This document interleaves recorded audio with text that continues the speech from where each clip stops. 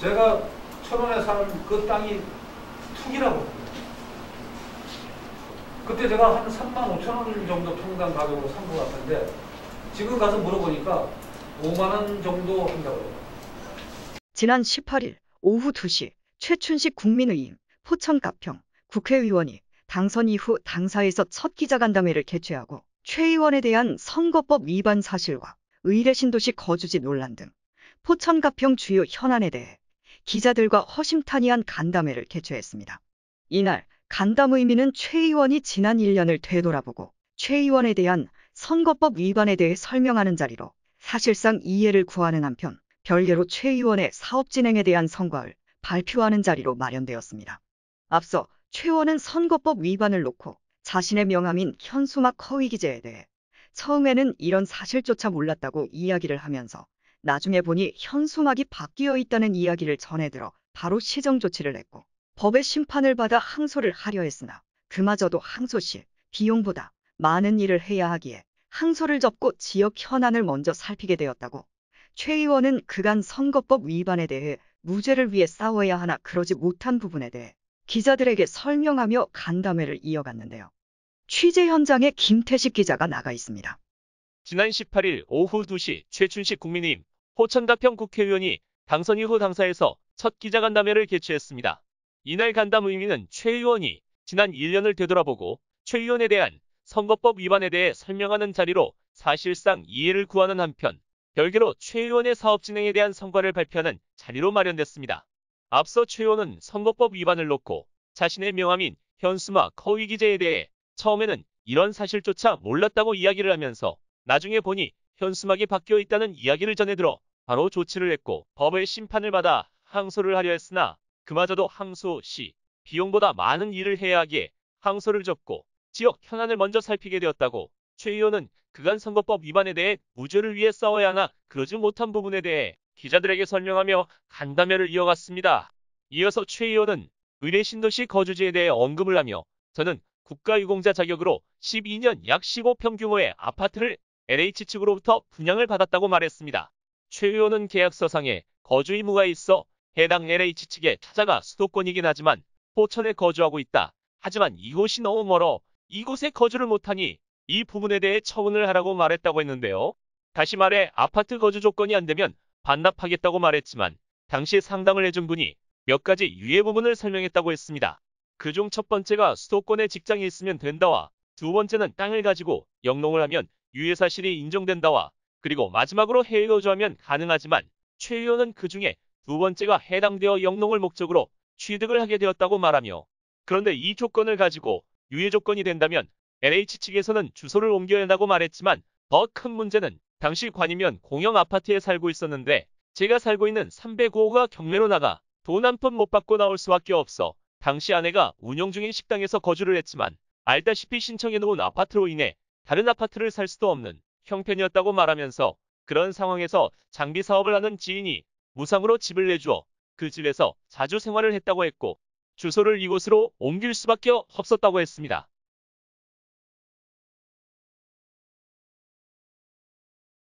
선거법 소송 문제입니다.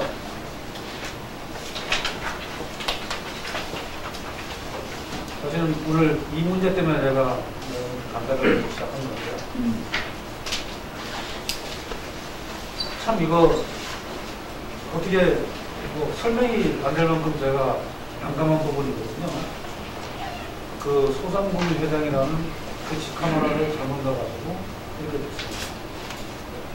근데 그것을 할 때 여기에서도 후보가 되보신 분들은 아시지만 처음에 걸어놓은 현수막 거기 있는 걸 그대로 인쇄하고 있을 뿐이지 나중에 교체한 것이 내용이 수정된다는 얘기가 없었는데 그걸 쳐다볼 일이 있겠습니까?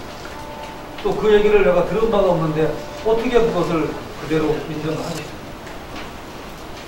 검찰은 이번에 그 조사가 끝날 때까지 또 법정의 심리가 끝날 때까지 저에 대한 직접적인 증거를 제시하지 못했습니다. 그래서 우리 변호사도 이 무죄를 확신을 하고 했던 그런 상황입니다. 그런데 재판부가 저에게 80만 원의 벌금을 선고했습니다. 굉장히 억울하죠. 주변 계신 모든 분들이 항소하라. 검찰은 항소 안 했습니다. 검사가 항소 안 했기 때문에 더더욱이 내가 항소하게 되면은 이거는 무죄다. 이렇게 되지만 그 제가 한 사건 난 아니라고 했습니다. 왜 그러냐? 제가 80만 원의 그 벌금을 낮추고 아니면 없게 해가지고 그 하얀 종이로 만들 수도 있겠지만 이 사건으로 지난 1년을 지나왔습니다. 여러분 한번 생각해 보시죠. 뭐 좀 하려고 하면은 변호사가 부르고 뭐 좀 하려고 하면은 검찰에서 부르고 또 이거 좀 해봐야 되겠다 생각하면은 또 다른 문제가 그걸에서 파생이 돼요. 이런 것이 머릿속으로 꽉 채우고 있는데 일 잘 되겠습니까? 그래서 이번에 저는 이 80만 원의 선고를 받으면서 그 얘기를 했습니다. 내가 밑에 일하는 사람을 잘 감독하지 못해서 거기에 대한 부분이 나에게 책임으로 돌아온다면 그것은 내가 잘못했고 나의 책임이다. 그 지휘 책임은 내가 충분히 감수합니다. 그러나 나는 절대 죄짓지 않다.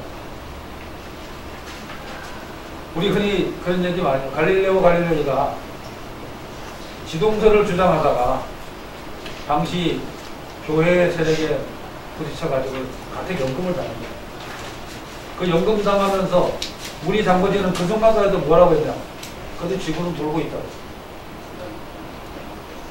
저는 이번에 이 사건을 지나가면서 나에게 직접적인 타격을 주는 거지만 정말 세상은 공정하지 못합니다. 그리고 특히 이 검찰 공정하지 못합니다.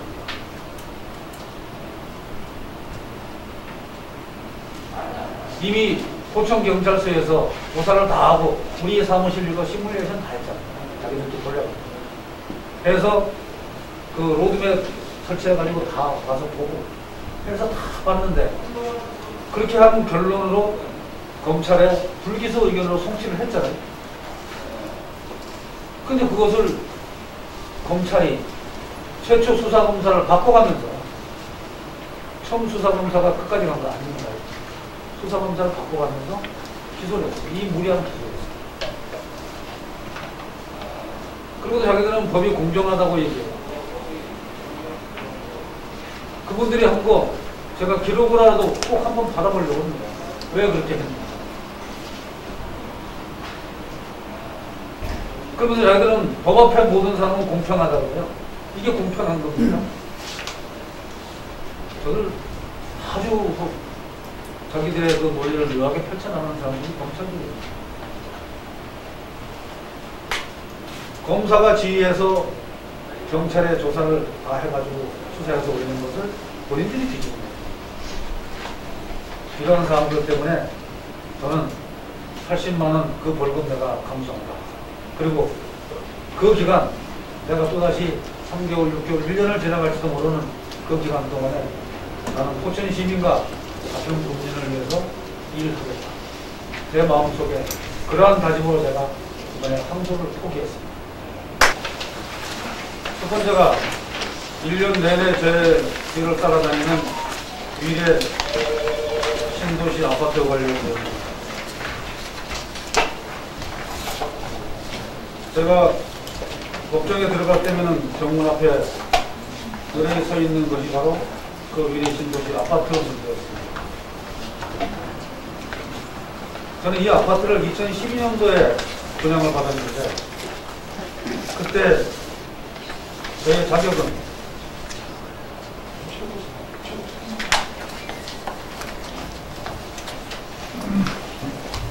여기 있는 국가유공자 저는 국가유공자입니다. 국가유공자 보훈대상자이기 때문에 국가유공자로서 받을 수 있는 국가적 혜택은 우선 그 고철 차량 지원이 됩니다.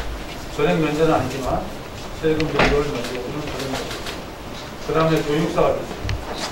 그리고 주택사가 있습니다. 그리고 의료사업이 있습니다.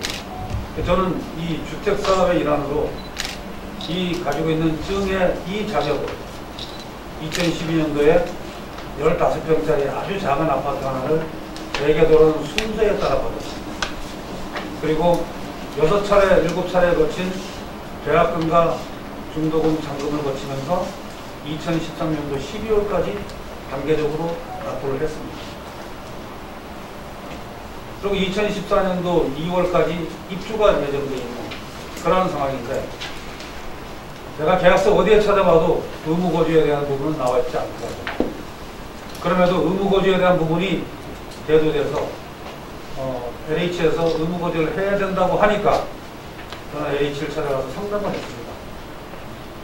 나는 포천에 거주를 하고 있고 수도권이긴 하지만 미래까지는 너무 멀다. 그래서 나는 도저히 여기서 거주할 수 없으니까 여기에 대한 처분을 해달라. 다시 말씀드리면 저는 내가 조건이 안 된다면 아파트 반납하겠다는 뜻이었습니다.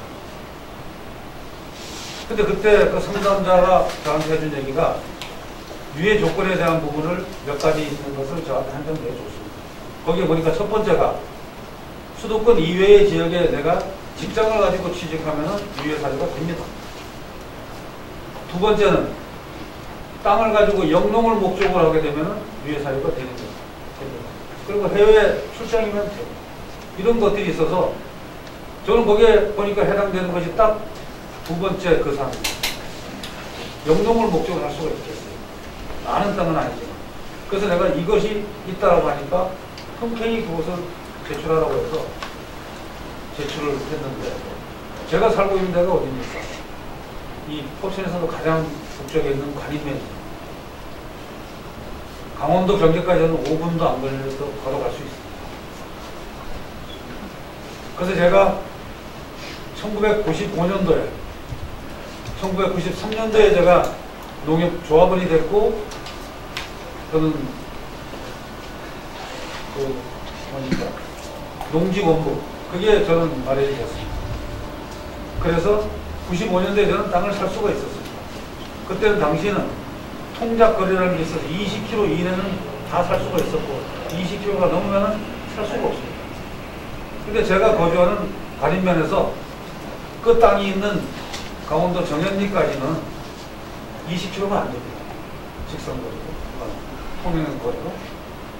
그래서 그 땅을 샀는데 그때 제가 750평 정도를 샀던 걸로 제가 기억합니다.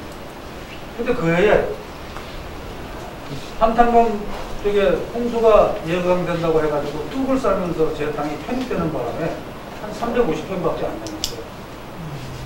그러다 보니까 제가 직접 농사 짓기도 어렵고, 그래서 그 옆에 땅을 가진 분한테 제가 그냥 농사 지십시오 했죠. 보지도 받지 않고. 다만 나중에 경계 측량할 때 측량에 남아있지 않은 그런 조건을 했는데 거기 가서 있었습니다. 그런데 이걸 가지고 내가 유예 조건이 된다면은 LH가 해야 되는 것은 주소를 옮겨야 된다. 주요사업의 구체적인 내용은 발표한 유인문을 참고하시면 되겠지만, 대략적으로 주요사업과 특별학교 내용을 중심으로 보고 있겠습니다. 먼저 포천 사업입니다. 서울 지하철 7호선 북경 포천선에 대한 내용입니다. 2019년 예타 면제 당시 8량 단선 집결이었으나 현재는 4량 목성 산성으로 변경이 되었습니다. 변경 사유는 서울교통공사의 반대가 너무나 심했습니다. 장거리 단선 후에는 기술적으로 또는 안전하지 못하다는 이러한 문제 때문에 서울교통공사가 심하게 반대하는 사항으로, 그래서 4량 곡선 산성으로 추진되고 있지만 8량 플랫폼 건설 및 산성 주차장 조성, 옥정 포천선의 광역철도 지정 문제, 옥정 포천선의 8량 직결 운행 검토, 1호선 GTX 연결 등에 대해 여전히 가능성을 열어두고 타진해 가고 있습니다. 언급한 사항들은 경기도, 국토부, 서울시 등의 건의문을 이미 제출한 바 있는 사항입니다. 다음 영평 사격장 문제입니다. 이미 저는 이 주변 지역의 지원법을 대표 발의했고, 당선 직후부터 영평 사격장 대책위와 현장 간담회를 가졌습니다. 명평사역장 관련하여 국방부와 수차례 협의했고 군보호법이 주민들을 충분히 지원해주지 못하는 한계가 있다는 점도 알고 있습니다. 그래서 주한미군 전용 사격장 주변 지역의 안전사고 방지와 주민 지원에 관한 법률안을 만들어 대표 발의했습니다. 주요 내용은 5년마다 주민 지원에 관한 준비 계획을 수립하도록 했습니다. 안전사고에 대한 보험보상 가입 등 실질적인 방안을 담았습니다. 세 번째는 토지 소유주가 국방부 장관에게 토지 매수 청구를 할 수 있도록 재산권을 확대했습니다. 현재 국방부 소위에서 축조 심사 중에 있고 여야 모두 찬성하고 있는 그러한 사항들로 국방부도 이미 동의하고 있어 통과가 기대되고 있습니다. 이 법은 사기장 주변 지역 주민 대책과 함께 논의해서 만들었다는 데 큰 의미가 있습니다.